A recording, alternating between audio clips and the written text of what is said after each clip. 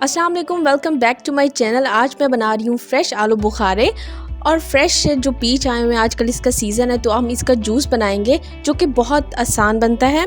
सबसे पहले आपने जी पीच के छिलके उतार लेने हैं। इसे आपने जग में या किसी भी आपके पास जूस वाली मशीन हो उसमें आप डाल दें। ये मैं 1 गिलास के लिए बता रही हूँ। इसमें आपने 2 चम्मच चीनी डालना है और इसमें थोड़े से चुटकी भर नमक आपने ऐड करना है। ये बहुत आसान और बहुत ही मज़ेदार, जो पीच ऐसे नहीं खाया जाता तो आप इसे जूसेस की शक्ल में यूज़ करें। और इसमें मैं 1 गिलास पानी डाल रही हूँ। आप ठंडा डाल सकते हैं या नॉर्मल डाल सकते हैं। बेहतर यह है कि ठंडा डालें ताकि आपको एक्स्ट्रा बर्फ़ ना डालनी पड़े। तो ये मैंने 1 क्यूब्स डाला है और इसमें मैं जी मज़ेदार किस्म का पीच का जूस डाल रही हूँ जो कि बहुत आसानी से बन चुका है। अब मैं बना रही हूँ फ्रेश आलू बुखारे का जूस।